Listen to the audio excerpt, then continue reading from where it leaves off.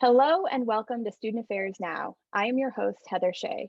Today we are talking about imposter syndrome and its effect on graduate students. I'm thrilled to be joined by four dynamic individuals to discuss today's topic. Student Affairs Now is the premier podcast and learning community for thousands of us who work in, alongside, or adjacent to the field of higher education and student affairs. We hope you'll find these conversations make a contribution to the field and are restorative to the profession. We release new episodes every week on Wednesdays. Find us at studentaffairsnow.com or on Twitter. Today's episode is sponsored by Anthology. Is your goal to engage in effective assessment, boost data fluency, and empower staff with strategic data collection, documented analysis, and use of results for change? No matter where your campus is in the assessment journey, Anthology, formerly Campus Labs, can help you figure out what's next with a short assessment. You'll receive customized results and tailored recommendations to address your most immediate assessment needs. Learn more about how Anthology's products and expert consultation can empower your division with actionable data by visiting campuslabs.com/SA-now. As I mentioned, I'm your host, Heather Shea. My pronouns are she, her, and hers, and I am broadcasting from East Lansing, Michigan, near the campus of Michigan State University. MSU occupies the ancestral homelands of the Anishinaabe, Three Fires Confederacy of Ojibwe, Ottawa, and Potawatomi peoples. So grateful to the four of you for joining me today on the conversation. So let's meet our guests. As each of you introduce yourselves, tell us a little bit about your current roles and responsibilities within student affairs and higher education. And I am going to start with my good friend, Alex Lange. Welcome, Alex. Thanks, Heather. Thanks for having me here. Again, my name is Alex Lange. My pronouns are they and them. I am a PhD candidate at the University of Iowa. Hopefully will be just PhD by the end of February. I am currently serving as the graduate assistant for the HESA program here at Iowa. So I actually coordinate master's admissions for the program. My previous work experiences have included LGBTQ services, student affairs operations, and leadership program. And part of what I study is I study students who are on the margins of our campus, but also the forces that push those students to the margins as well. So really excited to be here and chat with these fabulous folks today. Thank you so much for Alex being here. Katherine, welcome to the episode of Student Affairs Now. Katherine is a student at Michigan State in the program that I work with. I am. Thank you, Heather. I'm excited to be here. My name is Katherine Lechman. I use she, her, hers pronouns. As Heather mentioned, I'm a second-year master's student studying student affairs administration at Michigan State University. My graduate assistantship is as the coordinator of campus engagement for the MSU Writing Center, where one of my primary responsibilities is supervising our writing engagement liaison program, servicing other units on campus and engaging folks in literacy work broadly conceived. I'm also on the graduate staff of My Spartan Story, which is MSU's co-curricular record, and have had the opportunity to be involved in the National Peer Educator Study as well. I'm particularly interested in academic gatekeeping and its impact on student sense of mattering. Thank you so much for joining the conversation. I'm thrilled you're here. Eileen, welcome. Hi, my name is Eileen Galvez. I use she and her pronouns, and I'm logging in from the ancestral homes of the Quinnipiac, today known as New Haven in Connecticut. I am a scholar practitioner, which means that I am a PhD student of higher education leadership at Colorado State, and I also have the honor of serving as la directora of la Casa Cultural de Julia de Burgos, the Latino Cultural Center at Yale, and I also serve as assistant dean for the college. I'm also one of the two graduate student reps of the Association for the Study of Higher Education Board of Directors. But you know what? These are like just a bunch of titles. And who I am today as a scholar practitioner has everything to do with where I've come from. And so I'd like to take this time to state that I am the daughter of refugee immigrants from El Salvador. I grew up with 5 amazing brothers in South Central Los Angeles, and I've lived in Texas and Illinois prior to Connecticut. My first vivid memory was of our apartment burning down during the Rodney King riots. And so since then, I wanted to do something about the things that were around me. I just didn't have the language to articulate them. Today, many, many years later, my scholarly work, it aims to center the experiences of US Central American college students, and specifically exploring race and ethnicity, because Latinidad is not a race. I know it's hard to believe, but we are different kinds of folks. And so I'm excited to join the conversation today with this lens. Thank you so much for joining us, Eileen. It's very nice to meet you. Meg, welcome to Student Affairs Now. Thank you. My name is Meg Moore. I use she, her pronouns. And my current position is the Associate Director of Graduate Student Life and Wellness at Michigan State. Prior to that, I worked at the Counseling Center. So I'm a licensed professional counselor and graduated from Michigan State in the Hale, from the Hale program. Had the distinction of being cohort mates with Heather. And so it's really fun to be colleagues now and be able to really capitalize on the things that we learned about each other as cohort mates. I love working with graduate students. My office does health and wellness programming and as well as leadership development programming. I think well-being and leadership are intricately connected, and really excited to be in a place to offer those type of services to students, especially now in the midst of all the current challenges that we're going through. Oh my gosh, this is going to be a fabulous conversation because you all come at it from both personal and also professional lenses. So thank you for your time today. We're going to kick off by talking about what do we mean by imposter syndrome.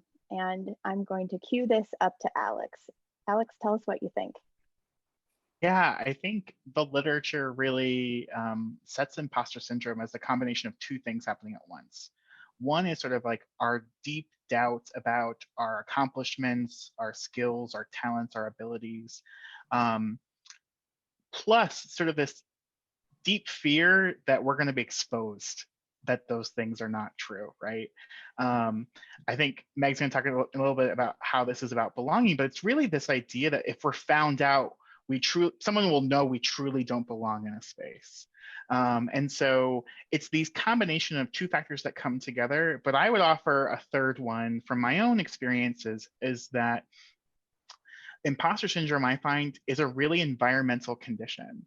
It is about being in spaces that make us feel like an imposter. And when I started graduate school, I was in a brand new geographic location that I'd never been when I started my master's and my PhD. I was in a brand new program where I didn't know anyone. And I was the student who only had like 2 assistantship interviews the day I went to go visit the program. Whereas like so many other people seemed like to have a packed 8 sites schedule. And I was like, oh my gosh, maybe I'm not supposed to be here, right? So like this stuff starts at the moment I decided to apply for graduate school, in some ways still feel, and there's those compounding environments of imposterism. It's like not just living in a new place, but it's also working in a new place, going to class in a new place, and all of this sort of just stacks on top of each other into a not nice stack of pancakes. It's like a poor stack of pancakes in many ways is how imposterism feels sometimes. Like an overdone pancake with no butter, no syrup. It's just, ugh. Something nobody wants. Exactly. No one wants that. Yeah. And so I think the deep part of this that's really important for me is that, yes, environments and context can really make us feel like imposters, but it's also about thinking about how we negotiate our expectations of what is real and possible for ourselves too. And I think it's a really hard conversation a lot of us don't like having. I know I have a nice therapist who helps me prompt those conversations for myself. But but that's what I think about when I think about imposter syndrome. I think this bad sack of pancakes is going to be something I really think about a lot now. That was a really on the fly metaphor, everybody. So I love it. I love it. I love metaphors as ways to explain the things that we're trying to say. Thank you for that, Alex. So I want to ask Meg, I mean, as a counselor, I think one of the things that we know is that some level of self-doubt, might be, quote, normal, whatever that means. We could problematize what that means. But when does this cross over into something that might be actually have mental health implications for graduate students? And then I'd love to hear more about what you think about this kind of community belonging and what Alex just spoke of regarding environmental context. Sure, and there's so much to unpack there. But to start with that sense of belonging, I think there's a sense that people like me don't belong in a place like this. So it's also about social identity and group identity. If you come from a non-dominant group or a marginalized group, there's already, that's already one of the pancakes. We're just going to keep extending that metaphor because it's great. But that's one of the pancakes, is that people like me don't belong here. We're here because we have to be exceptional if we are here, because people can tell by the way we look or the way we sound or the way we dress. There's something about us that marks us as outsiders. And so even though I do think that everyone could potentially experience this sense of imposterism, that it is different depending on what you look like, depending on where you come from. And so to feel like I belong here, what does it look like to have a sense of belonging when you come in with that pancake already on your plate? So I think that's definitely one of the big challenges. From a mental health perspective, I do think that all humans come into the world asking, am I enough? Am I loved? And we all have a different set of answers to that, and that we wrestle with at different, based on how we were raised, the resources our family had, all those things. And so I think everyone has some type of insecurities. That's normal. I think it becomes a problem when the insecurities start to drive our decision making to the extent that it is really impacting our sense of well-being. If we are feeling hounded and bullied by our own insecurities to the point where it increases our anxiety, depression, obviously, depressive symptoms would come from that, of feeling just hopeless and helpless. So I think that there are definitely a lot of mental health implications for someone who constantly feels like they don't belong, that they're not good enough to be here, and eventually someone's going to find that out. It really can feel like, I think, being haunted by these fears, and that over time it can absolutely lead to complications in your mental health and well-being, and it can break down your physical sense of well-being. It can impact you in so many different ways. Eileen, talk a little bit about when this might show up for graduate students. Alex spoke of, when they came to campus, right? Or just thought about the idea of going to graduate school. Is it admissions? Is it when you get the first assignment paper back? Talk a little bit about your experience related to that. Yeah, I think higher ed just happens to be one of those environments, but it's beyond higher ed. I can't remember when I haven't felt haunted. I really like that, because that's exactly what it feels like. You're scared all the time. You're scared of making a mistake. And if someone finds that mistake, how much that mistake is going to be amplified, and how is it going to affect your various circles or whatever you're dealing with. But as a graduate student, I would say that it started even before I applied. It started in the process of, with me as a scholar practitioner, is, can I do both? Should I do both? How do I write in my application that I have the capacity to balance these things? And what programs should I pick? And I already hear that people look down if you don't do a program full time. All of these things haunted me to the point where I didn't tell, I think maybe more than 3 people on my campus that I was in a program. Because I was so afraid that if they noticed anything, they would say, see, she can't do it. She can't handle both things. So at the end of my first year, I revealed to everyone, for the past year, I've been doing this. It's been really painful for me not to share. It's painful for me now. But I had to be like strategic. I had to be, and that's the haunting of, you constantly feel it's gonna be used against you. So it's, I would say it doesn't go away. And Yeah. I'm assuming that even after I get these digits after my name, that it'll still affect me in some way or another. Yeah. Wow. I just want to say thank you for sharing your story, and also for the vulnerability, right? I mean, to come to this space and to share. And I think even when you get the digits, I think it's very, very true, that it still shows up in all of the roles that we carry.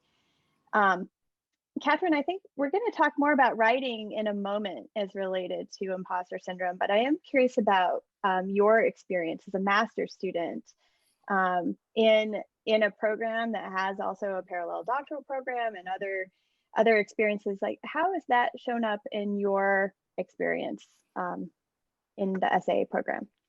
Yeah, I think that to start, I would echo a lot of, Eileen's sentiments about the application process and even deciding to go at the beginning. I can say that I did not decide I was going to apply to graduate school until October, the December before applications are due. And it wasn't until I had one of my mentors at the time say, you know, like this sort of like side hustle that you're doing right now at the university, like this could be a job that you like do, this could be your career. And it didn't dawn on me and until someone said something that like that's something I could pursue. I had sat next to a number of graduate assistants from MSU's student affairs program and really looked up to them, admired them, and did not see myself as someone who could also sit in that seat. So I definitely can empathize with, it felt like a secret for a while. I totally hear that. Even after being accepted, I will echo some of Alex's sentiments that they shared about the assistantship interview process. I remember it's this weird, you're trying on a program, you're trying to figure out if you fit in here, if these could be your friends, your colleagues, your peers, and you're also competing for funding with them and interviewing for assistantships and, you know, trying not to be competitive in that way and compare yourself, but it's hard not to, right? So I think that a lot of my experiences with imposter syndrome certainly showed up in that that application process. Absolutely. I think, Heather, you bring up an interesting point about the parallel doctoral program.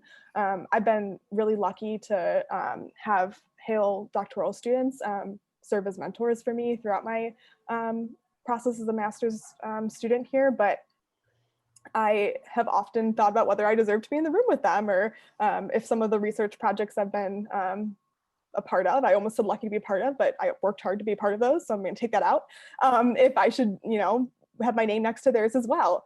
So it's not comforting to know that it never goes away, but I think that it's, you have to check yourself. And I often think about the advice I'd give to my students on this topic is that, you know, anyone who's admitted to this program, you deserve to be in that room. You're here because you can be successful. And there's a lot of folks that recognize that. And that's something you have to keep saying to yourself all the way through.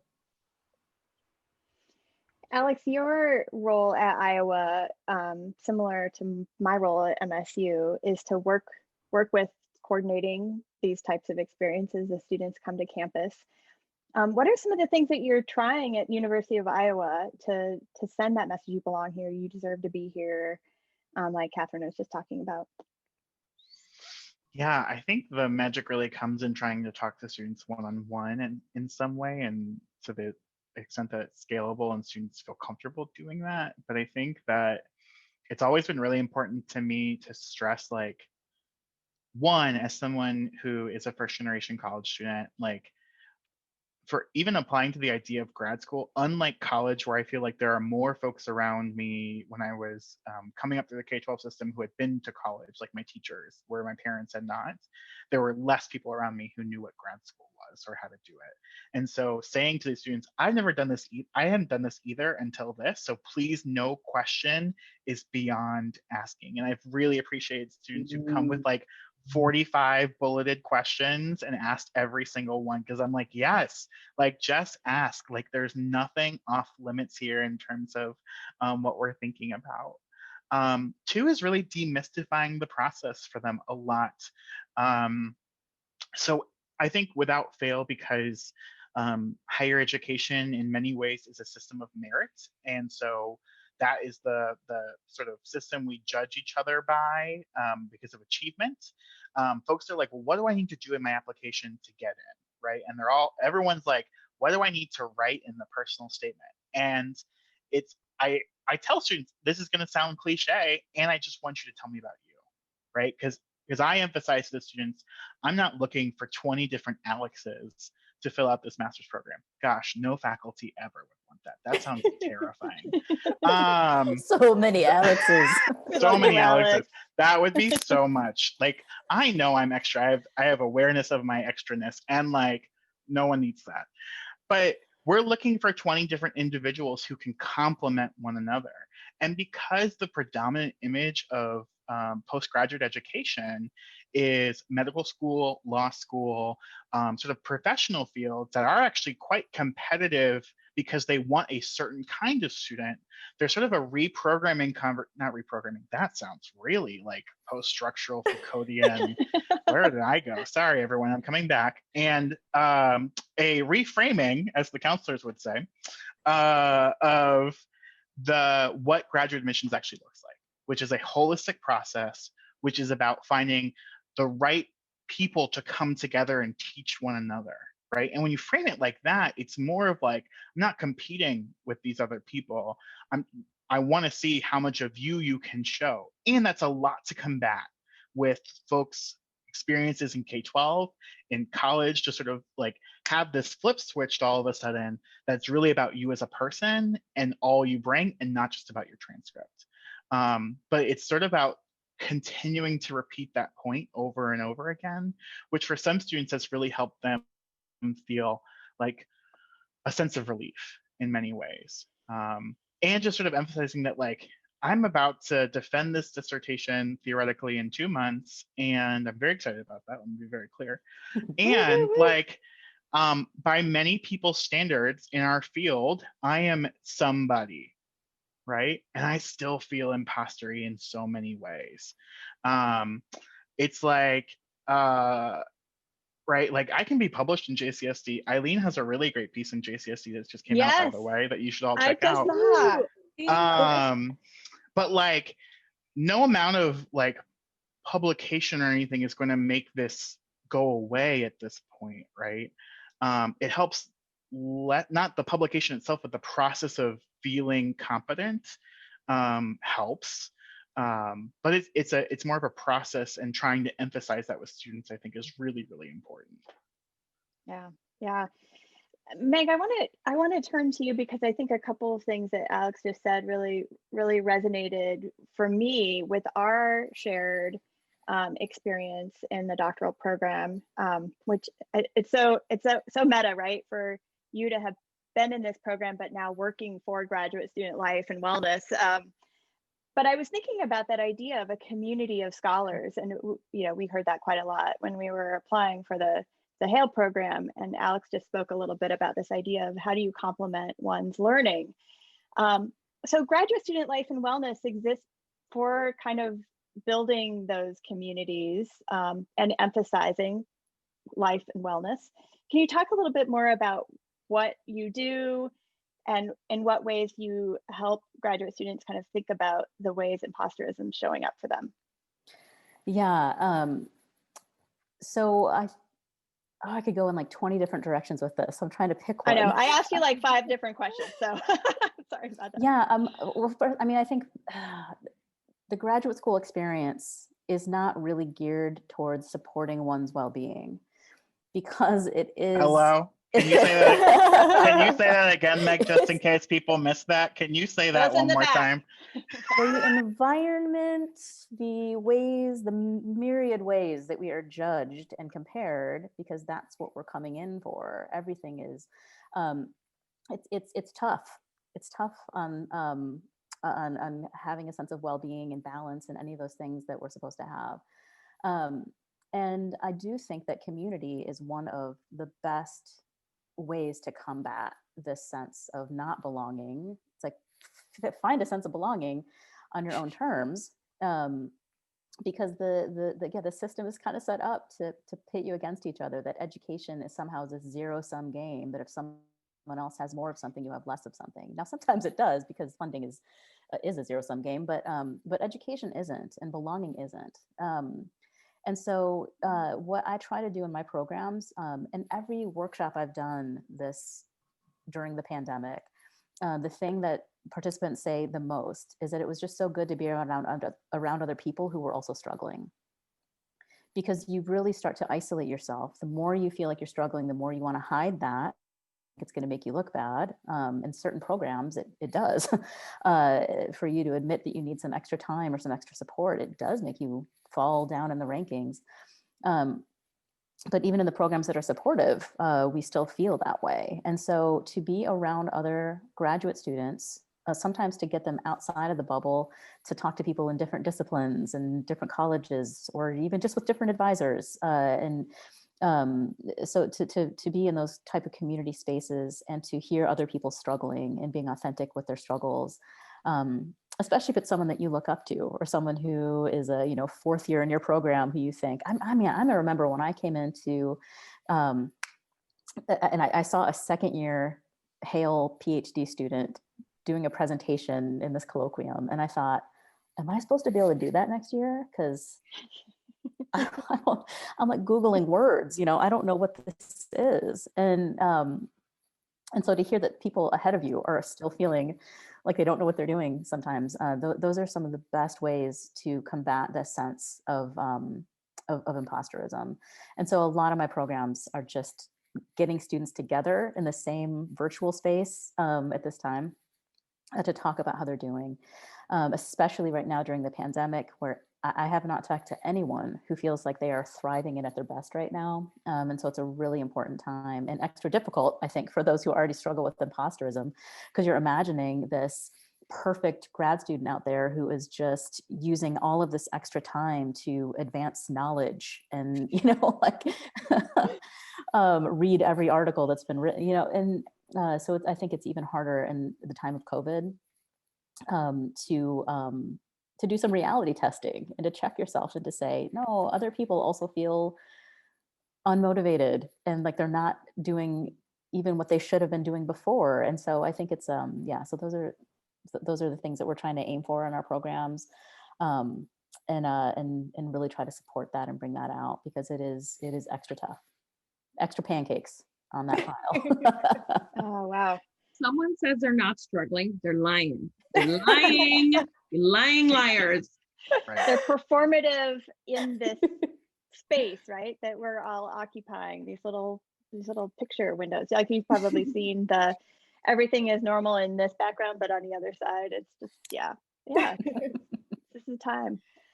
So I want to go back to this idea of environments a little bit, because I know that, systems of higher education were, for the most part, built and maintained for white people with white people's needs in mind. And the ways that systemic oppression is baked into the histories of our institution, I think, creates these environments in which imposter syndrome thrives. And particularly for students from various social identity backgrounds, right? So Eileen, can you talk a little bit about the ways that this imposterism might show up differently for students from various identity backgrounds based on your work at Yale or your own experiences? Yeah, I think actually, even before I can answer that question, I think we really need to look at the roots of what we call imposter syndrome. It was originally theorized by Clance and Imes in 1978. This was soon after affirmative action is starting to be implemented in the 70s, right, in the United States. And Clance and Imes are really working from their personal framework as white women. And so they came out with this paper called The Imposter Phenomenon of High Achieving Women. And when you look at who those women were, they are high class, educated white women. So when we think of imposter syndrome, the foundation is based on one very particular experience, which is based on insecurity, right? Yeah. And of course, today we know that obviously this applies to really everyone, but even then, is that the right conclusion? What we really need to ask is, maybe it's something altogether differently for other communities. Maybe there is a sense of imposter syndrome, and because we all feel it, but this is where critical frameworks like intersectionality, like critical race theory are important, so we can draw that out and say, yes, I'm feeling that, and it goes beyond that. Maybe the impact, the social impact of a mistake is much greater than the people that it was originally theorized for. Right. So yeah, so I can tell you what it feels like for me, but I think the point here is that specificity matters. And so we need to specifically ask these various communities, what are you feeling? What messages are you receiving from the institution? How, in what ways do you not feel like you can belong? So that, and actually implement things to change those things, and not just say, I hear you. Yes. In a report. Buried in some 10-year-old library document. For a one-year committee that won't come back. Hello. Speak on. Yes.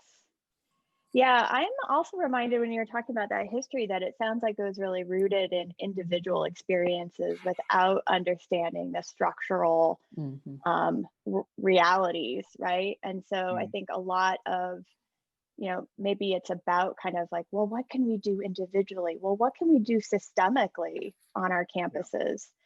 And this is where I want to transition to talking a little bit about the Writing Center and the role that writing plays.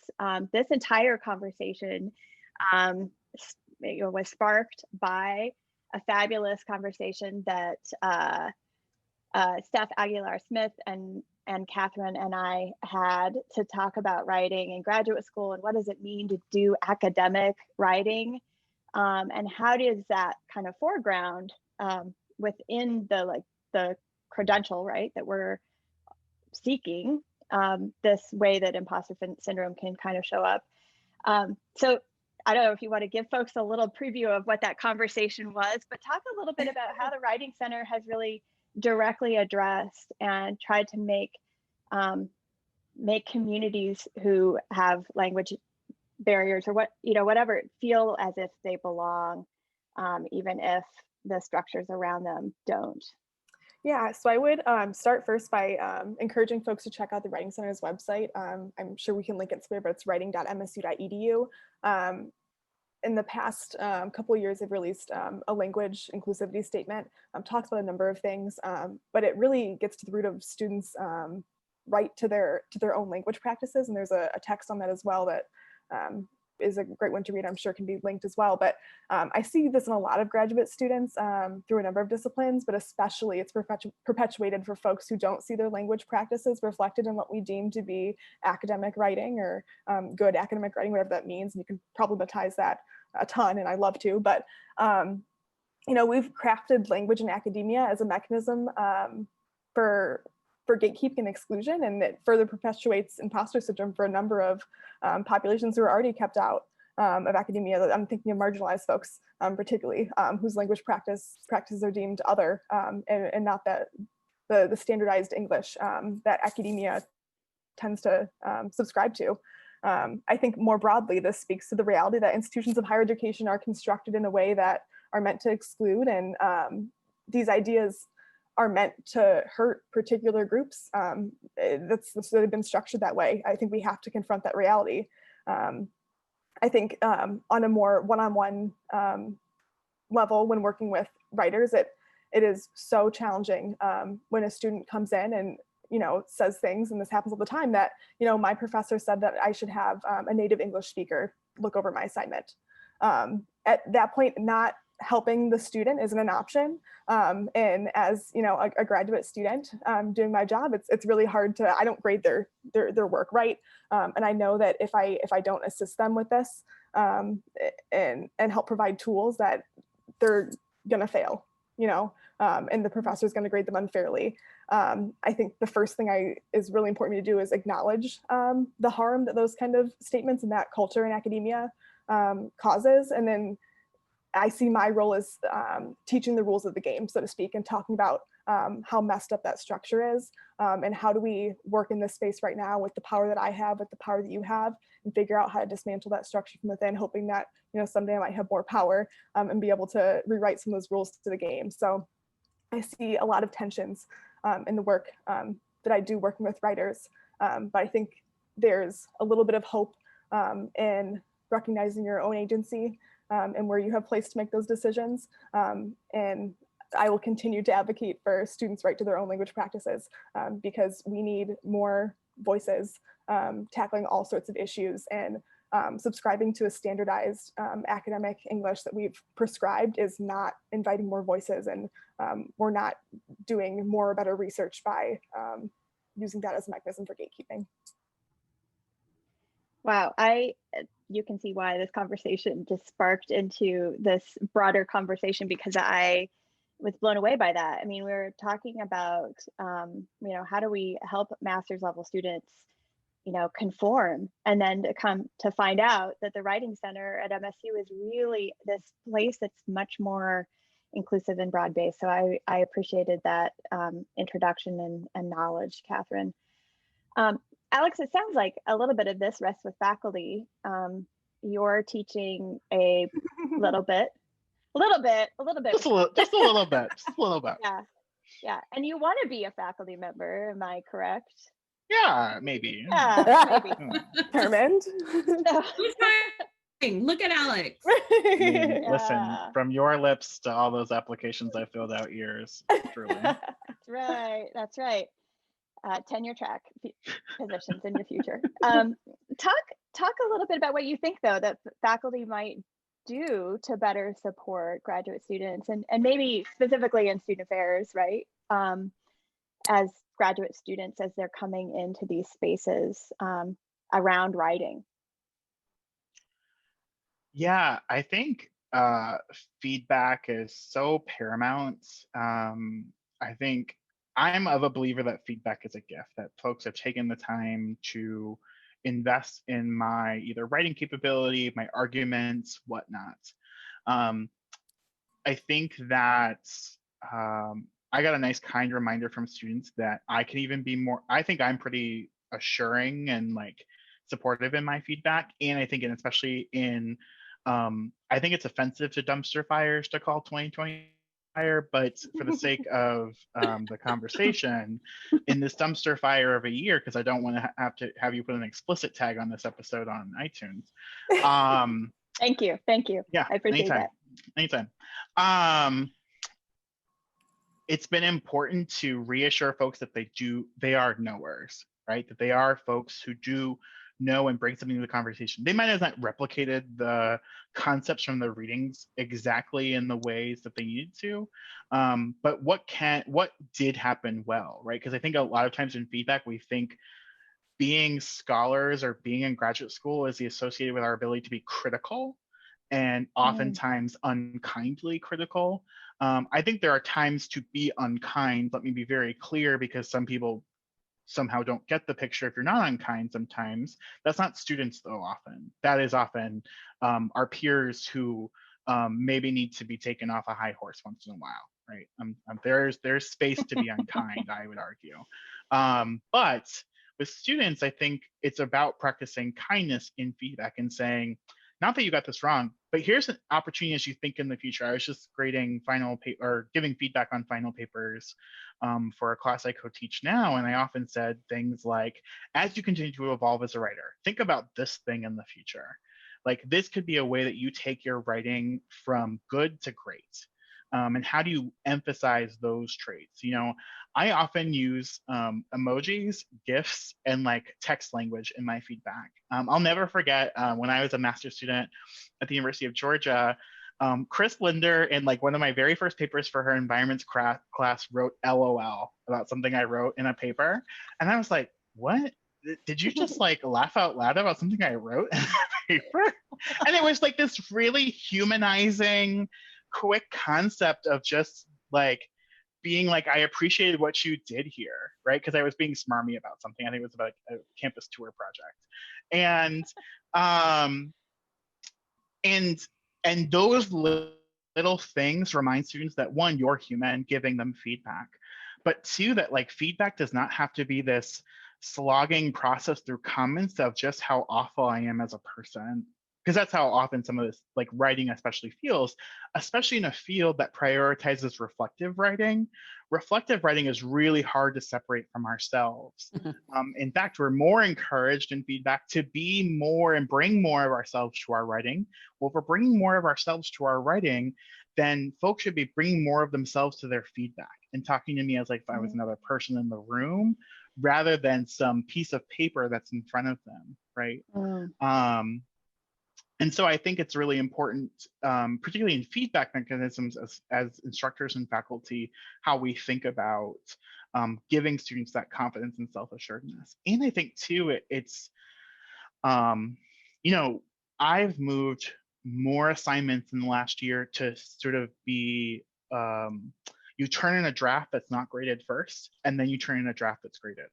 Right? How do you build in assignments that allow people to experiment, try different things, and do so in a way that doesn't maybe affect their ultimate outcome in a course, right? And those kind of assignments have been really well, because ultimately what I want to do is I want to read your best writing, and I want to help you get to your best writing. And so let's do that together across the course of the semester, rather than just sort of at the end and make it a big stakes 50% of your grade paper that's due in the last 2 weeks. That's nerve-wracking. Who needs that? So let me help you if that still needs to be a 50% paper at the end of the semester, let's write it throughout the semester then, as a different way of tackling those things. Yeah, well said, well said. Meg and Eileen, this question was posed by one of the other hosts of Student Affairs Now, Susana Munoz. And I don't know that I'm doing this exactly right. These questions around imposter syndrome don't seem to quite be getting there, and like demonstrating, right? And very ironic, yes. Yeah, right? And Susana wrote, she's like, how about a question like, when your imposterism flares up, what do you say to it? How do you literally speak to your imposter syndrome to counteract its negative effects? So I'll pose that to you two, and then anyone else who wants to jump in. And then we probably will close out a little early and move to our final question after that. So what do you say to your imposter syndrome, Eileen? Yeah, so Doctora Susana Munoz is my advisor. And the paper that Alex brought up is co-written with her.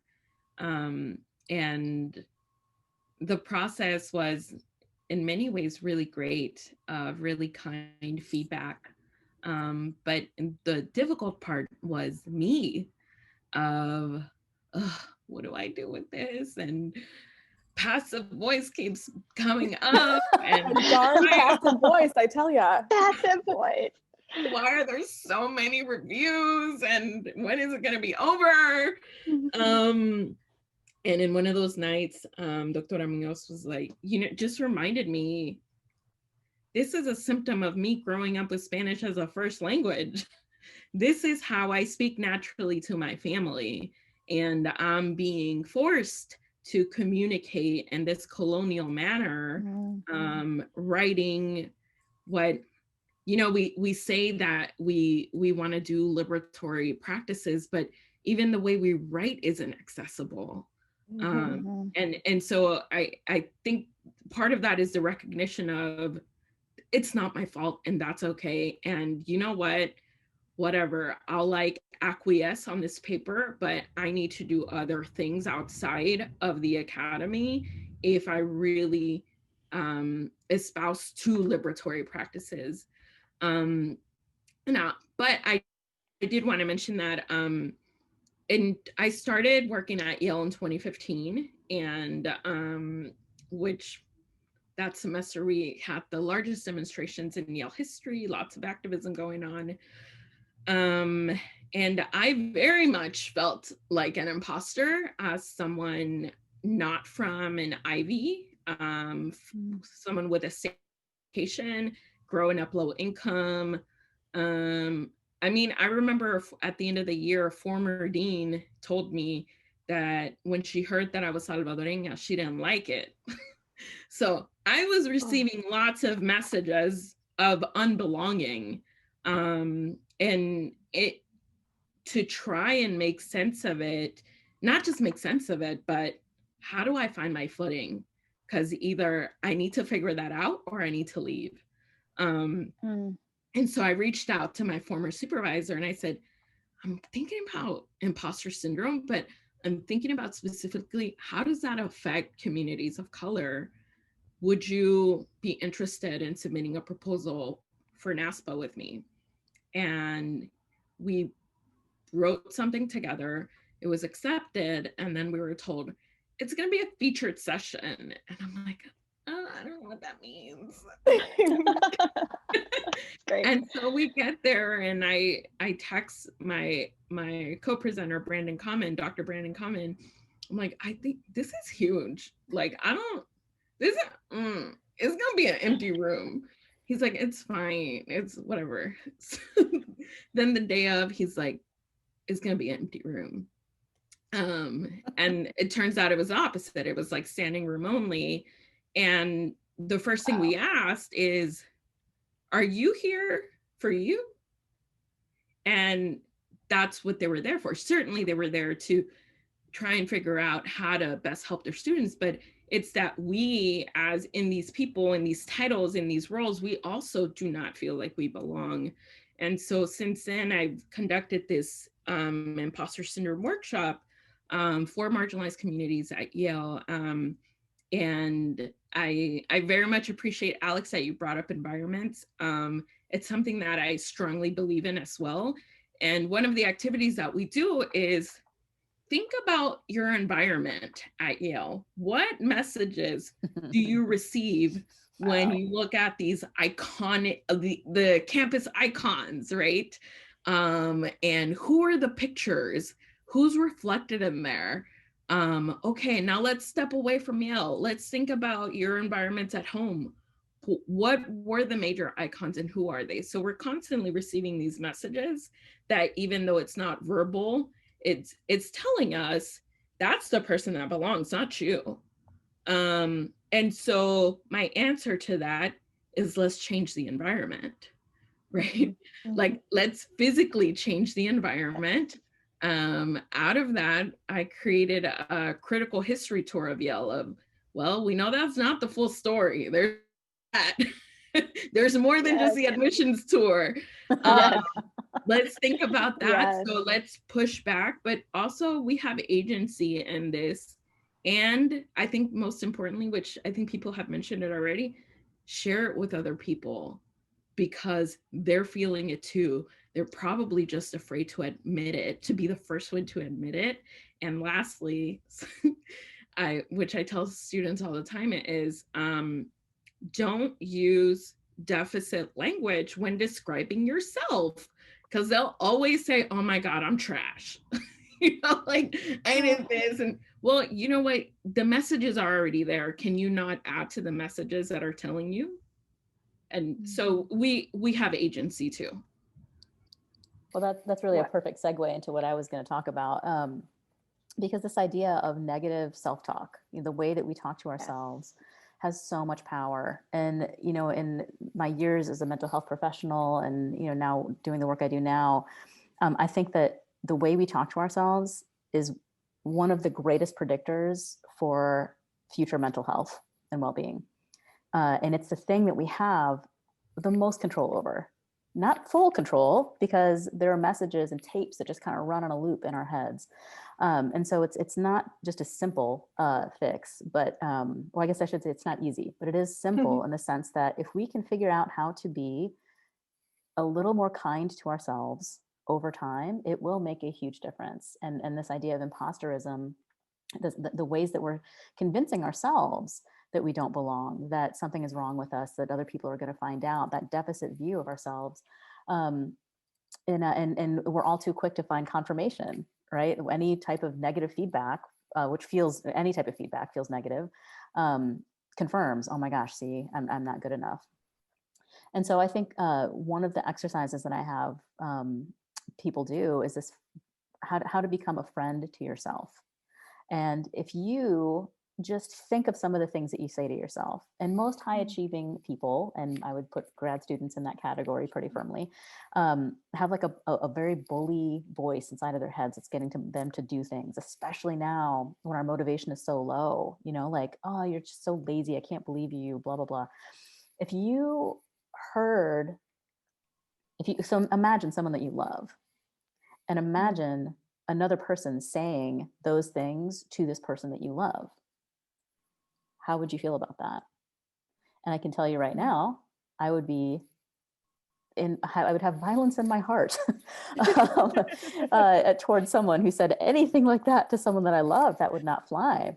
Mama Bear would come out, and I would have some thoughts and feelings about that. If it's not okay to say to someone else, it's not okay to say to yourself.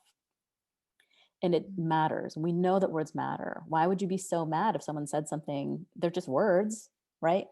But they matter, and they have an impact, and they leave marks in deeper ways, in some ways, than physical things can do, because it's hurting us from the inside. So if we can figure out how to be a friend to ourselves and be consistent, be the kind of, because we all know this too, when a friend is struggling with imposterism and you hear them say something like, my work is crap, and you're like, your work is I wish that I could do work as good as you're doing. The way that we encourage our friends, we know how to do it. So we have the capacity. We just have to figure out how to point it at ourselves and be the same kind of friend to ourselves as we are to others. If you can take one concrete thing away, if you can work on that, it will make a difference. Wow. I love that. And I really feel like I've said this to myself several times. Like, if a student came into my office and was expressing some of the concerns that I'm feeling in my own, I would walk them to the counseling center, right? Like, huge need to go see my therapist, right? So that's really powerful, Meg. So we're at the end of our time. I wish we had more time. It's fabulous to talk with all of you. We will have additional resources that folks posted alongside this episode. But for the conversation, as we always end on Student Affairs Now, this podcast is called Student Affairs Now. So really quickly, what are you pondering, questioning, and troubling now? And it could be related to this podcast or beyond. And Eileen, I'm going to start with you. I'm going to go across my screen. So Eileen. Okay, sure. I alluded to this earlier, but I'm really thinking about troubling the concept of Latinidad, of also questioning why we use the word Latinx if we're not centering trans Latinx folks. And really just, I think there's a need to push back on how we think of this group of folks as a monolith. Thank you. Alex. Now you're asking a PhD student what they think now in 30 seconds, 60 seconds. One, that I think dealing with imposter syndrome is a process, not a switch. I think I'm thinking a lot of what Eileen shared. I think I'm in particular thinking about imposter syndrome versus impostering conditions. I think that lets us sort of pinpoint these things that happen, that we, those who control spaces more may have more agency to correct and fix out. I'm thinking of a quote one of my master's cohort mates always shared, is that comparison is the thief of joy. And I think imposter syndrome is so much buried in comparison, and comparison is actually quite a natural human response, specifically in education. So I think often about the people that I need to reach out to that will help me stop comparing myself to others and make me compare myself to myself. Am I staying with who I know myself to be, and how do I latch on to those people? Specifically, especially in times of the beginning of the semester when there's so much being spent in assistantships and in your new places and whatnot, and like, where are you finding places to combat that imposter syndrome? Where are you talking to the people that don't make you feel like that? And how are you using those resources? And two, I think that even people listening are going to listen to the five of us and be like, yes, those people feel it, but they're also really accomplished people too. And they're going to do this comparison game. And what I'm going to tell you right now is that you put on your leggings most likely in a similar way that I put on my leggings, which is one part of the waist strap at a time. Okay. And so like, we're all doing this together, and none of us is more sort of glorious or have this figured out in any way than any other person. I think about this during conferences a lot when I see the quote unquote rock stars of the field who are rock stars, but they feel these same ways too. They just are really good at navigating it in ways that I'm not yet. Absolutely. Snaps to that. 100%. Meg, what are you pondering now? Oh, similarly, I have again a million things on my mind just as a result of this conversation. But I think it's one of the things, the difference between imposterism, the word people use imposterism, imposter syndrome, imposter phenomenon interchangeably. And what I like about using imposterism is that to me it does capture a little bit more of the environmental, the impetus on, like, imposterism is something that exists. It's not something that is my problem. Like a phenomenon, a syndrome makes it sound like I have a disease. And so I've been hearing people use imposterism, and I really like that, because I think we have to look at the environment and I part of my research was looking at graduates' socialization, and that the especially in doctoral socialization, but I think it is true across the board in higher education.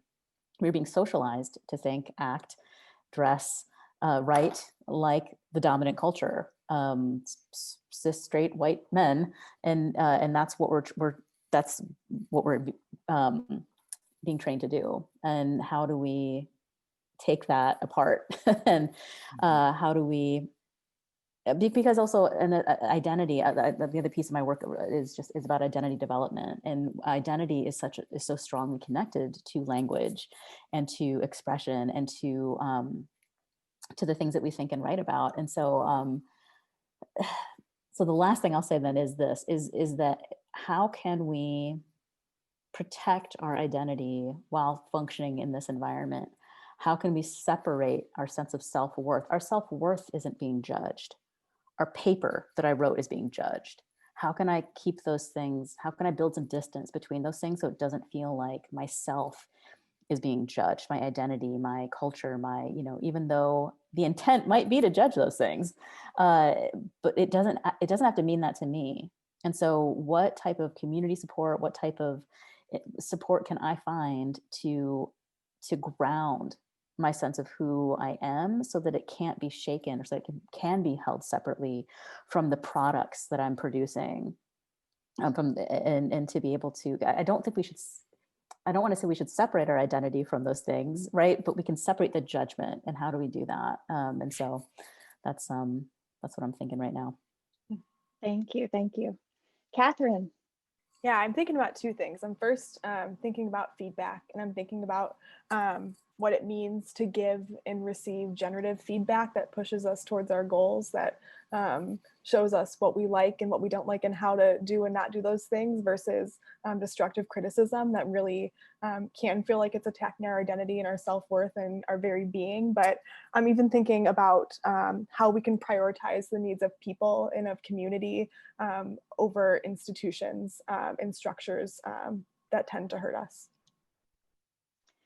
Very well said, all of you. Thank you so much for your time today.